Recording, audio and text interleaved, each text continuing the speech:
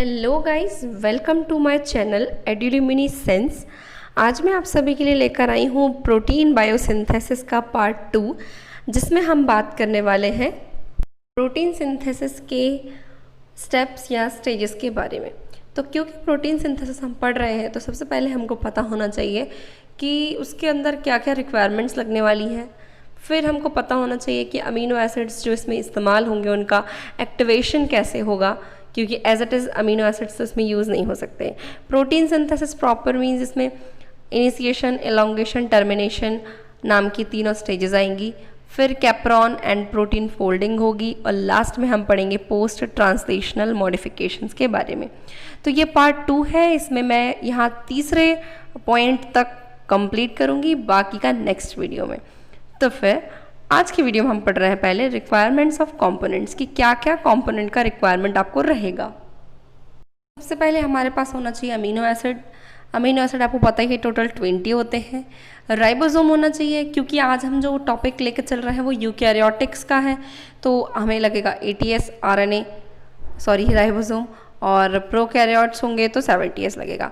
mRNA की ज़रूरत होगी क्योंकि कोडोन चाहिए, tRNA की ज़रूरत होगी क्योंकि एंटी कोडोन चाहिए, एनर्जी सोर्स चाहिए तो ATP GTP रहेंगे, वैसे मेनली GTP रहता है, और लास्ट में प्रोटीन फैक्टर्स जो कि अलग अलग स्टेजेस में आएंगे, इनकी हमें ज़रूरत पड़ने वाली है। तो ये हो गए हमारे सारे रिक्वायरमेंट्स। बात करते हैं एक्टिवेशन ऑफ अमीनो एसिड्स की, कि किस तरीके से अमीनो एसिड्स जो है वो एक्टिवेट होते हैं। देखिए, अमीनो एसिड्स जो हैं वो as it is protein synthesis में इन्वॉल्व नहीं होती, उनको tRNA से अटैच होना पड़ता है। तो उसी अटैचमेंट को, अमीनो एसिड के अटैचमेंट को हम कह रहे हैं अमीनो एसिड्स का एक्टिवेशन। तो यहाँ पर क्या होगा, अमीनो एसिड्स क्या करेंगे, एक एंजाइम होता है जिसको कहते हैं अमीनो असाइल tRNA सिंथेटेज, उसके प्रेजेंस में क्या करेगा, ATP को यूटिलाइज करके अमीनो एसिड बना लेगा, वही same amino acyl tRNA synthetase यानी एंजाइम AMP अमीनो एसिड। अब इसमें क्या होगा, ये जो अमीनो एसिड है ये tRNA से रिएक्ट करके उसी के साथ जुड़ जाएगा, और इसमें से ये जो एंजाइम है और AMP है वो रिलीज़ हो जाएंगे, और ये जो एंजाइम है फर्दर अमीनो एसिड्स का एक्टिवेशन करने के लिए रिसाइकल होने लगेगा। तो अब क्या हुआ, जो सिंपल tRNA था, जो अनचार्ज था, अब वो अमीनो असाइल tRNA बन चुका है। अब ये अमीनो असाइल tRNA का क्या काम है, ये आपकी प्रोटीन सिंथेसिस में यूटिलाइज होगा, और ऐसे मल्टीपल अमीनो असाइल tRNA रहेंगे और प्रोटीन सिंथेसिस में मदद करेंगे। तो चलिए हम आगे नेक्स्ट स्टेप देखते हैं कि आगे हमको क्या देखने को मिलेगा। तो तीसरा जो है वो है प्रोटीन सिंथेसिस प्रॉपर, यानी कि इसमें प्रोटीन सिंथेसिस की हम बात करेंगे। तो देखिए, प्रोकैरियोटिक सेल्स जो होती हैं उनमें जो mRNA होता है वो पॉलीसिस्ट्रॉनिक होता है। पॉलीसिस्ट्रॉनिक मतलब क्या है हुआ कि इनका जो mRNA है, एक mRNA से आप कई प्रोटीन्स बना सकते हैं, इस तरीके की इनकी क्या असेंबली होती है आप कह सकते हैं। जबकि हमारा जो यूकैरियोटिक mRNA है वो सिर्फ मोनोसिस्ट्रॉनिक होता है। इसका मतलब एक mRNA के मदद से सिर्फ एक ही तरीके का प्रोटीन बनता है। अब रही बात स्टेप्स की, तो स्टेप सेम रहेगी, इनिशिएशन, एलोंगेशन, टर्मिनेशन। और आपको ध्यान रखना है कि इस वीडियो में हम यूकैरियोटिक सेल की बात कर रहे हैं, ना कि प्रोकैरियोटिक की।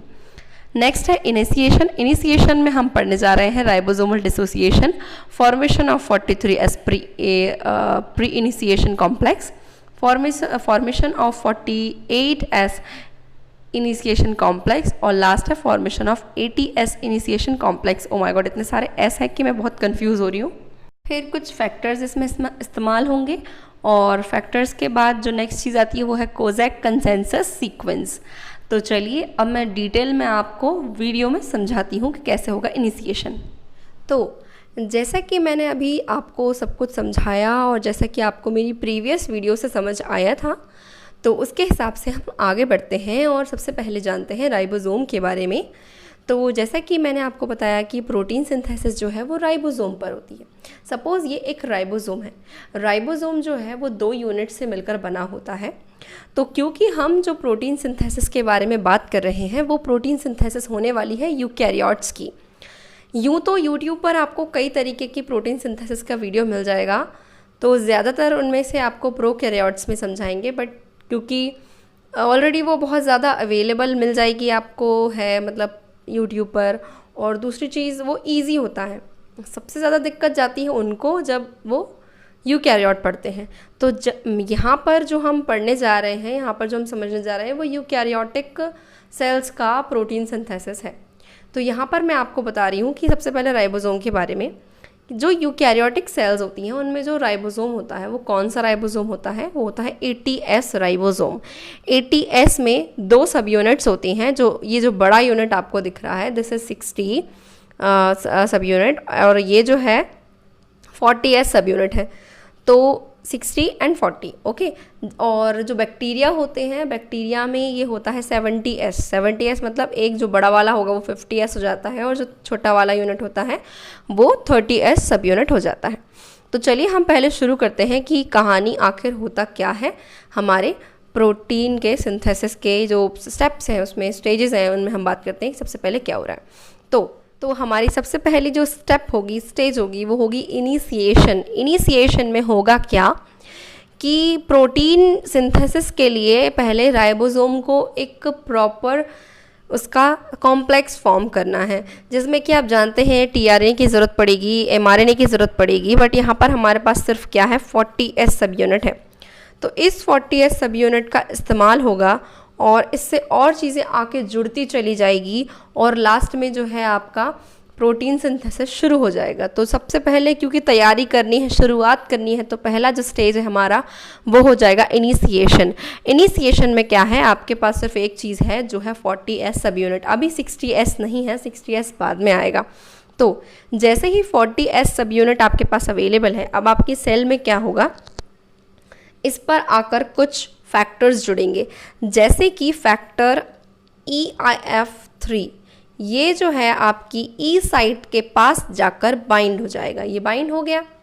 नेक्स्ट जो आपकी फैक्टर आने वाला है, जो फैक्टर वो है EIF1। ये फैक्टर जो है ये एक्सेप्टर साइट के तरफ जाकर बाइंड होगा। और इतना ये सब बाइंड होने के बाद क्या होगा, अगर आप देखें तो आपकी 2 साइट्स जो हैं भर चुकी हैं, है ना। फिर इसके बाद अगर हम सोचें, क्योंकि ये 2 साइट भर चुकी हैं और हमारी जो 60S सब यूनिट है वो आने की कोशिश करे, तो ये नहीं आ सकती। क्यों नहीं आ सकती, क्योंकि ये बाइंड कहाँ होगी, अटैच कहाँ होगी ये, क्योंकि ऑलरेडी तो यहाँ पर सारा एरिया है वो फिल्ड है, तो ये अभी यहाँ पर बाइंड नहीं हो पाएगी। तो अब ये क्या करेगी, यहाँ से चली जाएगी, मतलब अभी ये आई ही नहीं। ये मैं आपको एक्सप्लेन कर रही थी। अब नेक्स्ट चीज़ क्या है, एक टर्नरी कॉम्प्लेक्स यहाँ पर आएगा। टर्नरी कॉम्प्लेक्स किसका, आपके टीआरएनए का। अब इसके बाद एक टर्नरी कॉम्प्लेक्स आएगा। टर्नरी कॉम्प्लेक्स यानी 3 चीज़ों का कॉम्प्लेक्स। 3 चीज़ें कौन कौन सी हैं हमारे पास इस कॉम्प्लेक्स में, एक है आपका ये टीआरएनए, एक है EIF2 यानी कि फैक्टर 2, और उसके साथ GTP। ये तीनों एक साथ आने वाले हैं, ठीक है। तो अब होगा क्या, सबसे पहली बात तो हम जान लेते हैं जो टीआरएनए है वो कौन सा टीआरएनए है। ये टीआरएनए सबसे पहला टीआरएनए है। जब यूकैरियोट्स का आप प्रोटीन सिंथेसिस पढ़ते हैं तो इस टीआरएनए को कहा जाता है मेट टीआरएनए आई मतलब इनिशिएशन में आ रहा है इसलिए, और इनिशिएशन कर रहा है एक्चुअली इसलिए, और मेट इसलिए क्योंकि इस पर जो अमाइनो एसिड रहेगा वो मिथियोनिन रहता है, वो मैं आपको अभी बताती हूँ। तो अभी टर्नरी कॉम्प्लेक्स में क्या क्या चीज़ें हैं आपके पास, एक टीआरएनए है, एक फैक्टर 2 है, उसके साथ GTP है, ठीक है। सपोज फैक्टर 2 एंड GTP यहाँ पर बाइंड हो गए हैं, और आपका जो टीआरएनए है वो यहाँ पर बाइंड हो गया। टीआरएनए के पास ऑलरेडी क्या था, इसके पास था एक अमाइनो एसिड। जैसा कि मैंने बताया कि हमेशा एक टीआरएनए के पास एक स्पेसिफिक अमाइनो एसिड रहेगा। तो क्योंकि जो टीआरएनए है ये फर्स्ट वाला जिसको हम कह रहे हैं मेट टीआरएनए आई, उसके पास कौन सा अमाइनो एसिड है, मिथियोनिन। तो अब ये चीज़ें हो चुकी हैं कंप्लीट, ठीक है। तो ये जो है ये बन गए हैं कॉम्प्लेक्सेस। अब ओके, तो अगर आप ध्यान से देखेंगे यहाँ पर तो आपकी 3 साइड्स जो है तीनों फील्ड दिख रही है आपको, और इसमें ये जो टीआरएनए है आपका, जो फर्स्ट टीआरएनए है वो भी आ चुका है। और मैंने एक चीज़ बोली थी कि टर्नरी कॉम्प्लेक्स आया है। टर्नरी कॉम्प्लेक्स किस किस का था, इस टीआरएनए का। और नेक्स्ट ओके, तो इतना हो गया कि अब आपको समझ में आ गया कि जो 40s यूनिट है उस पर ये सारे फैक्टर्स आके अटैच हुए। लास्ट में मैंने आपसे बोला कि एक टर्नरी कॉम्प्लेक्स आकर यहाँ पे जुड़ा है। उस टर्नरी कॉम्प्लेक्स में 3 चीज़ें थी, tRNA था, F2 था, उसके साथ GTP था, 3 चीज़ें थी।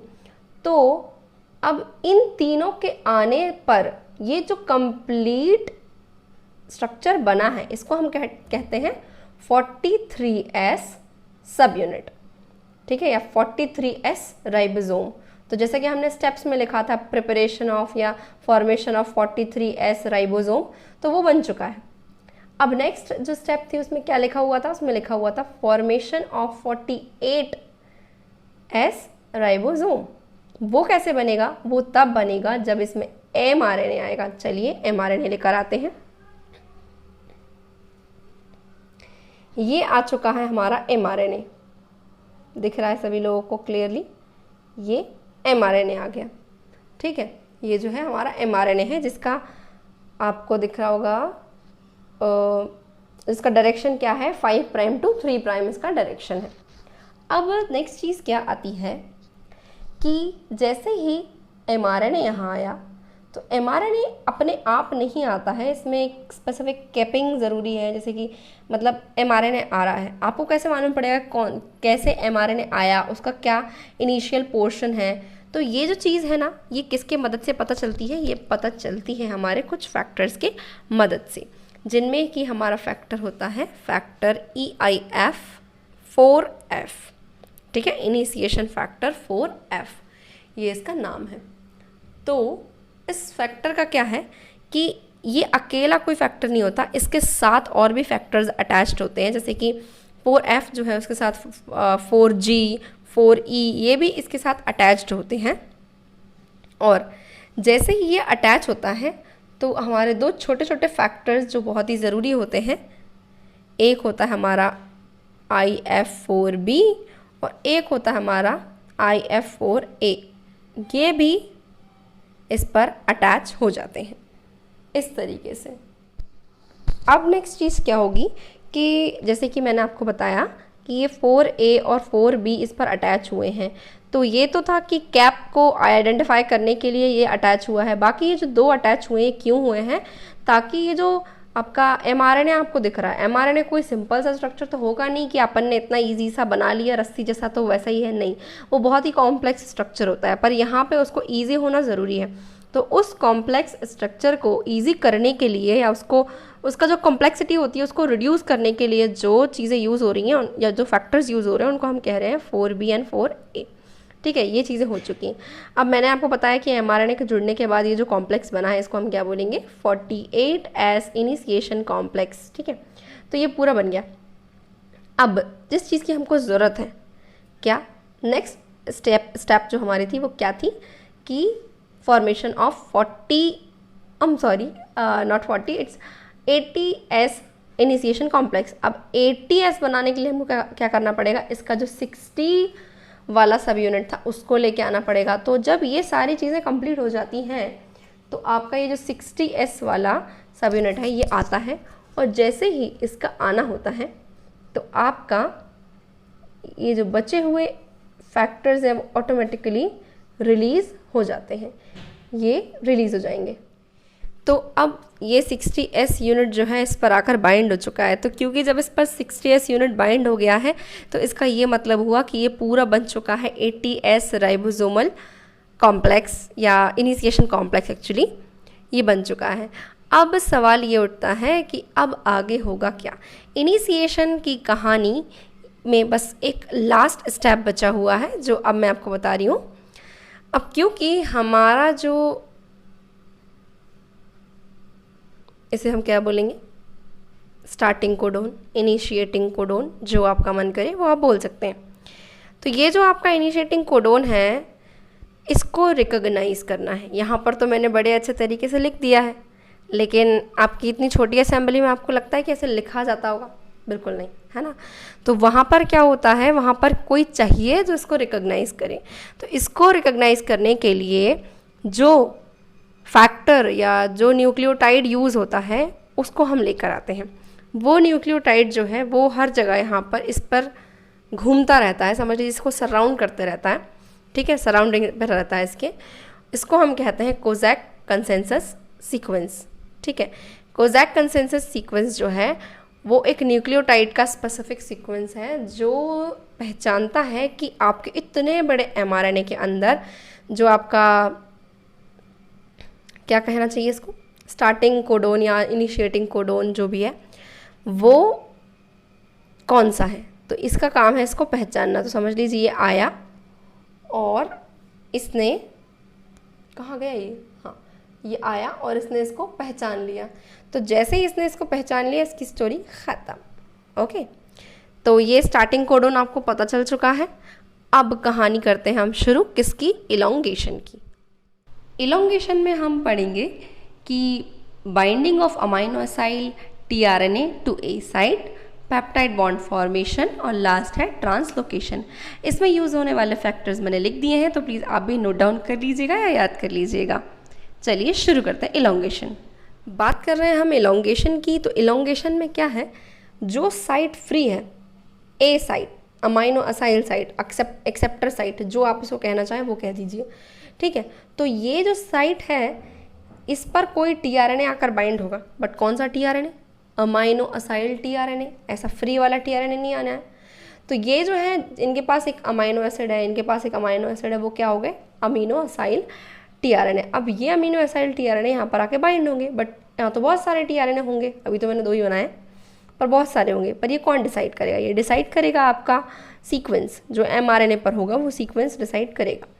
अब नेक्स्ट क्या है, यहाँ पर भी कुछ फैक्टर्स का रिक्वायरमेंट है, जैसे कि वहाँ पर इनिशिएशन फैक्टर्स ज़रूरी थे इनिशिएशन में। अब यहाँ पर ज़रूरी कौन है, यहाँ पर ज़रूरी है EF, यानी कि इलोंगेशन फैक्टर्स। अब ये जो EF1 है ये आएगा और ये इनकी हेल्प करेगा अटैच करने में इस टीआरएनए को, यहाँ पर किस साइट पर, ए साइट पर।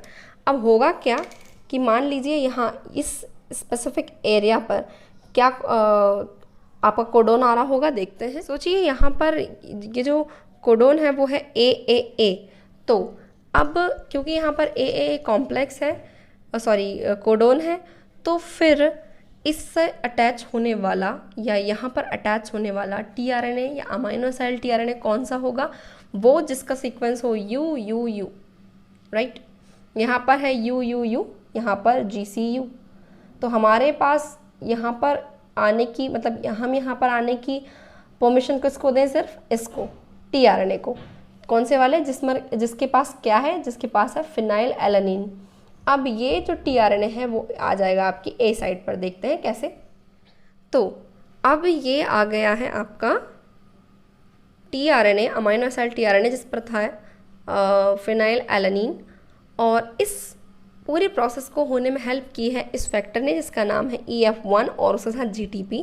तो जैसे ही ये यहाँ पर अटैच हुआ अमाइनो एसाइल टीआरएनए, जैसे ही ए साइट पर अटैच हुआ, ये जो आपका EF1 और GTP है ये कन्वर्ट हो जाएंगे EFIA में या 1A में, अल्फ़ा में, और ये जो GTP है ये कन्वर्ट हो जाएगा GDP में, क्योंकि एनर्जी का रिक्वायरमेंट था, उसने एनर्जी दे दिया और GDP में कन्वर्ट हो गई, ये यहाँ से निकल जाएगा। अब वो मैंने दूसरा बनाया नहीं, तो समझ लीजिए वो रिलीज़ हो जाएगा, पर मेरी बातों को गौर से सुनिए तो कई चीज़ें आपको और भी क्लियर हो जाएंगी। तो ये निकल जाएगा। तो ये तो पहला स्टेप हो गया किसका, इलोंगेशन। जो हमारा नेक्स्ट स्टेप है इलोंगेशन के अंदर वो है peptide bond formation. Peptide bond formation के लिए हमको चाहिए कोई स्पेसिफिक एंजाइम, और पेप्टाइड बॉन्ड बन किन के बीच रहा है, इन दोनों अमीनो एसिड्स के बीच, मीन सबके बीच बनेगा, सभी अमीनो एसिड्स के बीच बनेगा, बट अभी हमारे पास 2 है तो इन दोनों के बीच बन रहा है। तो वो बनेगा कैसे, किसी एक स्पेसिफिक एंजाइम के मदद से। उस एंजाइम का नाम क्या होगा, पेप्टिडाइल ट्रांसफरेज। यहाँ पर उसका नाम पूरा लिख नहीं पाई मैं क्योंकि जगह ख़त्म हो गई थी। तो पेप्टिडाइल ट्रांसफरेज उसका नाम है। वो कहाँ अवेलेबल होता है, ये जो 60S यूनिट है इसमें 28S और RNA पर प्रेजेंट होता है ये। तो ये क्या है, मैंने क्या बोला, 28S RNA पर प्रेजेंट होता है। तो ये क्या हुआ, एक तरीके का राइबोजाइम हुआ, ऐसा राइबोसोम जो आपको एंजाइम की तरह काम देता है। तो ये एक तरीके का राइबोजाइम हुआ। खैर आगे बढ़ते हैं। तो पेप्टिडाइल ट्रांसफेरेज जो है वो क्या करेगा, पेप्टाइड बॉन्ड फॉर्मेशन में हेल्प करेगा। तो वो बॉन्ड बनवाएगा किन के बीच, इन दोनों अमाइनो एसिड्स के बीच। पेप्टाइड बॉन्ड फॉर्मेशन के बाद हमारी जो नेक्स्ट स्टेप है वो है ट्रांसलोकेशन। तो ट्रांसलोकेशन में क्या होगा, पेप्टाइड बॉन्ड तो मैंने बताया जैसा कि बन चुका है दोनों ही अमाइनो एसिड्स के बीच। तो उसके बाद जब ट्रांसलोकेशन होगा तो ट्रांसलोकेशन में हमें ज़रूरत पड़ेगी इसकी, ये क्या है, EF2 यानी फैक्टर 2 और उसके साथ GTP। GTP क्यों रिक्वायर्ड है यहाँ पर, क्योंकि अब ट्रांसलोकेशन हो रहा है। ट्रांसलोकेशन होने के लिए मूवमेंट होगा, किसका मूवमेंट, अब यहाँ पर मेरी बात समझिएगा। ट्रांसलोकेशन में होगा क्या कि ये यहाँ पर इनके लिए हो गया, ये कोडोन इनके लिए हो गया, लेकिन अब यहाँ पर जगह है ख़त्म। तो अगर यहाँ पर आपको एक नया tRNA चाहिए तो इसको ऐसे मूव होना पड़ेगा। तो यहाँ पर मूवमेंट किसका होगा, इस राइबोसोम का। राइबोसोम ऐसे स्लाइड करके मूव करेगा, ठीक है। तो इसका राइबोसोम का मूवमेंट होना प्लस ये जो आपका फिनाइल एलानिन है ये कहाँ जाएगा, आपकी P साइट पर जाएगा, ये आपकी P साइट पर चला जाएगा।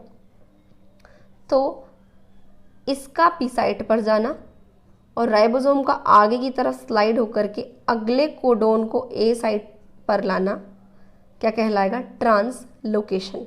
ओके, जैसा कि मैंने आपको बताया कि ट्रांसलोकेशन था। ट्रांसलोकेशन में क्या हो रहा है कि ये जो राइबोसोम है ये स्लाइड करेगा और कोशिश करेगा कि अगला कोडोन जो है वो A साइट पर आ जाए, और उसी के साथ साथ क्या होगा, जो आपके अमाइनो एसिड्स थे, जो A साइट पर अमाइनो एसिड प्रेजेंट था वो P साइट पर जंप कर जाए, उसी को हम कह रहे थे ट्रांसलोकेशन। इसके लिए आपको किसकी ज़रूरत पड़ी थी, इस फैक्टर की ज़रूरत पड़ी थी विद GTP। तो अब जैसे ये दोनों यहाँ पर आ जाएंगे ना तो ये रिलीज़ हो जाएगा रिसाइकल होने के लिए, ठीक है, ये चला गया। अब नेक्स्ट चीज़ क्या हो रही है कि जो आपका यहाँ पर tRNA था वो मूव हो जाएगा इधर, ठीक है। और क्यों, क्योंकि पूरा असेंबली आगे बढ़ गई है ना, असेंबली ही आगे बढ़ गई। तो ये आ गया इधर, ये आ गया इधर। तो यहाँ का जो फिनाइल एलानिन था वो कहाँ आ गया, आपके मीथियोनिन के पास, दोनों साथ में।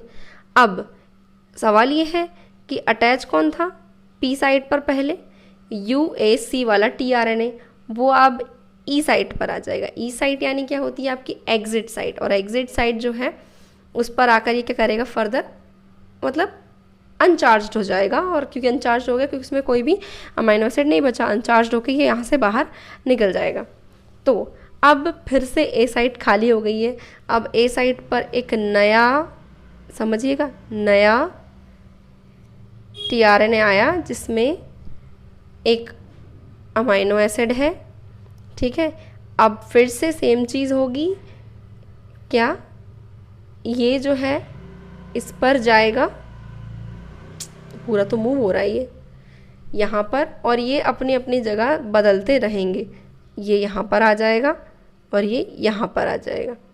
इस तरीके से एक एक रिलीज़ होता जाएगा, एक एक बढ़ता जाएगा। और जब जब ये जो कहानी है समझ लीजिए टर्मिनेट होना हो, मतलब समझ लीजिए ये चलती गई, एलोंगेशन चलता गया, तो आपकी एक लंबी सी चेन बन जाएगी। किसकी चेन, समझ लीजिए आपकी अमाइनो एसिड की एक लंबी सी चेन बन जाएगी। ये रही आपकी अमाइनो एसिड की एक लंबी सी चेन, जो कि अभी राइबोसोम से बाहर निकलने की भयंकर कोशिश कर रही है। तो ये अमाइनो एसिड की लंबी चेन बन गई है, इसको हम कह रहे हैं पेप्टाइड चेन, पॉलीपेप्टाइड चेन। अब ये जो चेन बन गई है, तो क्या हम अब इसको रोक दें? अगर इसको रोकना है तो आपको तीसरी स्टेप की तरफ बढ़ना होगा, जिसका नाम है टर्मिनेशन। टर्मिनेशन में हम पढ़ेंगे कि स्टॉप कोडोन क्या है, स्टॉप कोडोन क्या काम करता है, और लास्ट उसमें आपके ERF, ये एक तरीके का फैक्टर है जिसको हम बोल रहे हैं ERF, और फिर इसके साथ GTP कॉम्प्लेक्स का क्या काम है। तो चलिए पढ़ते हैं। अब नेक्स्ट कहानी क्या कहती है कि टर्मिनेशन करवाना है। पर टर्मिनेशन करवाने से पहले मैं आपको एक और बात बता दूं कि यूकैरियोट्स में जो अमाइनो एसिड है, मतलब एलोंगेशन प्रोसेस के अंदर अमाइनो एसिड 6 पर सेकंड की स्पीड से ऐड होते हैं, मतलब हर एक सेकंड में 6 अमाइनो एसिड ऐड हो जाते हैं। तो आप खुद ही अंदाज़ा लगा लीजिए कि कितनी फास्ट प्रोसेसिंग होती है प्रोटीन बनने की। दूसरी चीज़, ये तो यूकैरियोट्स का है, प्रोकैरियोट्स में ये 20 अमाइनो एसिड पर सेकंड है। मींस इतनी ज़्यादा स्पीड में आपका प्रोटीन सिंथेसिस होता है आपके बॉडी के अंदर। फिर नेक्स्ट चीज़ आती है टर्मिनेशन। टर्मिनेशन के लिए क्या करना है आपको, ये जो पेप्टाइड बॉन्ड जो बढ़ते चले जा रहा है, मतलब पेप्टाइड चेन जो बढ़ती चली जा रही है, उसको रोकना है। उसको रोकने के लिए क्या करना पड़ेगा, एक स्टॉप कोडोन लाना पड़ेगा। स्टॉप कोडोन 3 मैंने आपको बताए थे, समझ लीजिए यहाँ पर आ गया आपका स्टॉप कोडोन UAG, समझ लीजिए ये आपका स्टॉप कोडोन आ चुका है। तो क्योंकि स्टॉप कोडोन का कोई एंटी कोडोन नहीं होता, तो सीधी सी बात है कोई tRNA यहाँ पर आके बाइंड नहीं होने वाला। तो ये जैसे ही ये स्टॉप कोडोन यहाँ पर आएगा, तो एक फैक्टर जिसका नाम है ERF, elongation release factor with GTP, ये यहाँ पर आएगा और इसको जल्दी से आइडेंटिफाई कर लेगा। इसके आइडेंटिफाई करने के बाद में क्या होगा, एक और प्रोसीजर होगा, मतलब एक और प्रोसेस चालू होगा जिसमें ये तीनों मिलकर ERF, GTP, पेप्टिडाइल ट्रांसफेरेज, ये तीनों मिलकर क्या करेंगे, यहाँ पर लास्ट में जो बॉन्ड बना होगा उसको तोड़ देंगे, पेप्टाइड बॉन्ड को तोड़ देंगे। तो जैसे ही पेप्टाइड बॉन्ड टूटेगा तो लास्ट में यहाँ पर H2O ऐड हो जाएगा, बिल्कुल लास्ट में। और आपकी जो ये पूरा असेंबली हिल गई है अभी फ़िलहाल, दिल थाम के रखिए, असेंबली हिली हुई है, अभी मैं सही कर रही हूँ उसको। तो लास्ट में H2O ऐड हो जाएगा और ये आपकी जो पेप्टाइड चेन है ये अलग हो जाएगी आपके tRNA से। फिर इसके बाद क्या होगा, धीरे धीरे ये tRNA से पेप्टाइड चेन अलग होगी, तो आपके ये सारे tRNA यहाँ से जाते चले जाएंगे, जाते चले जाएंगे, जाते चले जाएंगे। mRNA भी रिलीज़ हो जाएगा और ये जो दोनों सब यूनिट्स बची, ये जो दोनों सब यूनिट्स बची हैं वो भी रिसाइकल होने के लिए चली जाएगी और दूसरा प्रोटीन बनाने के लिए रेडी होने लगेगी। तो ये थी सिंथेसिस तक की कहानी। अब इसके बाद इसमें प्रोटीन फोल्डिंग और मॉडिफिकेशंस का मैं वीडियो बनाऊंगी, तो जो होगा पार्ट 3। तो अगर आपको मेरी ये वीडियो अच्छी लगी हो और अगर आपको ऐसी ही वीडियोस देखना पसंद है तो प्लीज़ मेरे चैनल को सब्सक्राइब कर लीजिए और इस वीडियो को लाइक कर दीजिए और इस वीडियो को अपने फ्रेंड्स के साथ ज़रूर शेयर कीजिएगा। मुझे फेसबुक पर फॉलो करना बिल्कुल मत भूलिएगा, लिंक आपको डिस्क्रिप्शन में मिल जाएगा। और मैं चाहूँगी कि आप इस वीडियो को देखने से पहले एक बार इसका पार्ट 1 ज़रूर देखें ताकि रिक्वायरमेंट्स आपको और भी अच्छे से क्लियर हो जाए। तो अगले वीडियो तक को आने तक जुड़े रहिए मेरे साथ, मेरे इसी चैनल पे जिसका नाम है एडुल्यूमिनेसेंस। Thanks for watching.